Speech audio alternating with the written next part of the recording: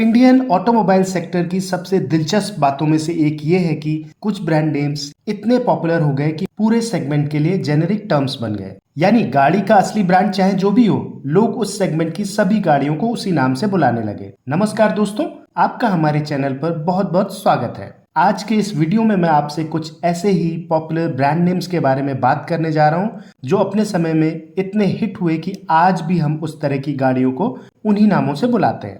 बात करते हैं काइनेटिक लूना की। स्कूटर और मोटरसाइकिल से पहले इसी गाड़ी का जमाना था। लोग कोई भी मोपेड हो सबको लूना कहकर ही बुलाते थे। बात करते हैं काइनेटिक होंडा डीएक्स और टीवीएस स्कूटी की।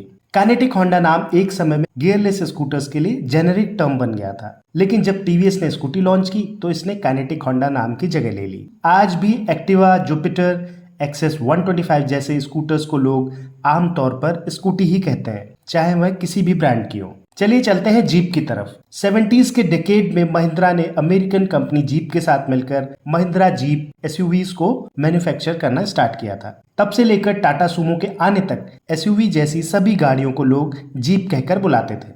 मिड 90s में लॉन्च हुई टाटा सुमो अपने समय में पॉलिटिशियंस और ऑफिसर्स की पहली पसंद बन गई थी। धीरे धीरे सुमो एक जेनेरिक टर्म बन गया और लोग एसयूवी जैसी गाड़ियों को सुमो कहने लगे। अब बात करते हैं मेरा सपना मेरी मारुति जैसी टैगलाइन वाली इंडिया की आइकॉनिक कार के बारे में। जैसी टैगलाइन वैसा ही फील कराया इस गाड़ी ने।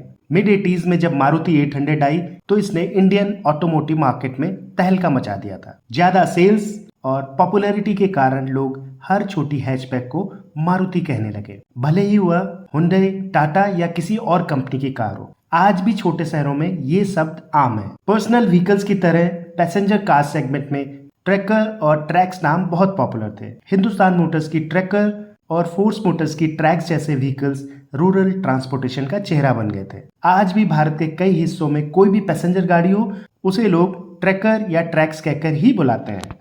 ऐसे ही विक्रम एक डीजल ऑटो रिक्शा था जो लैम्ब्रेटा लैम्ब्रो प्लेटफॉर्म पर बेस्ड था और इसे स्कूटर्स इंडिया लिमिटेड ने 70s में लॉन्च किया था। आज भी खासकर नॉर्थ इंडिया में लोग किसी भी डीजल 3 व्हीलर को विक्रम ही कहकर बुलाते हैं, चाहे ब्रांड कुछ भी हो। ये थी मारुति वैन से पहले की बॉलीवुड की ऑफिशियल किडनैपिंग वैन। मेटाडोर को बजाज ने जर्मन कंपनी टेम्पो के साथ मिलकर इंडिया में लॉन्च किया था। मेटाडोर वैन इतनी पॉपुलर हुई कि लोग पुराने कॉमर्शियल व्हीकल्स को आज भी मेटाडोर ही कहते हैं। टेम्पो नाम इंडियन नहीं है, फिर भी हमारे जहन में इस कदर बसा हुआ है। हम हर मिड साइज कॉमर्शियल व्हीकल्स और लोड कैरियर को टेम्पो ही कहते हैं, चाहे महिंद्रा मैक्स हो या टाटा 207। कुछ जगहों पर तो 3 व्हीलर्स लोड कैरियर्स को भी टेम्पो कह दिया जाता है। इस मामले में फोर्स ट्रैवलर भी पीछे नहीं है। फोर्स मोटर्स का नाम बजाज टेम्पो ही था। पैसेंजर वैन सेगमेंट में फोर्स ट्रैवलर का मार्केट शेयर 67% से भी ज्यादा है और यही कारण है कोई भी पैसेंजर वैन हो या मिनी बस हो, हम इस जैसी गाड़ियों को ट्रैवलर नाम से ही बुलाते हैं। विंगर नाम का भी यूज कहीं कहीं पर ऐसी वैन्स के लिए किया जाता है।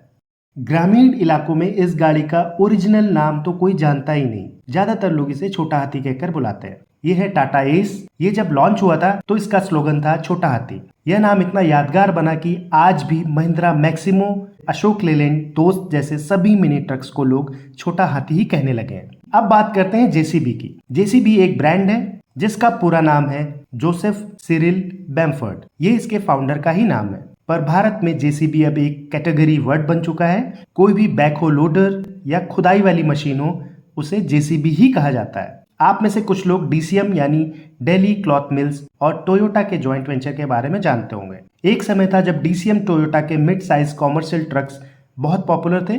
आज भी कई लोग ऐसे ट्रकों को डीसीएम कहकर बुलाते हैं, चाहे वह किसी और कंपनी का ही क्यों ना हो। बाद में चलकर इस नाम की जगह ली टाटा 407 ने। इन सभी एग्जाम्पल से ये बात तो साफ होती है कि ब्रांड की पॉपुलैरिटी और उसका इम्पैक्ट आम जनता पर कैसे पड़ता है और कितना पड़ता है। ये सिर्फ प्रोडक्ट्स ही नहीं है, ये नाम हमारी जिंदगी का हिस्सा बन चुके हैं। उम्मीद है आपको ये वीडियो पसंद आया होगा। अगर हमसे कोई नाम या जानकारी छूट गई हो तो प्लीज कमेंट बॉक्स में जरूर बताएं। ऐसे ही इन्फॉर्मेटिव वीडियोस को देखने के लिए आप हमसे जुड़े रहें। वीडियो को लास्ट तक देखने के लिए आपका पूरे मन से धन्यवाद।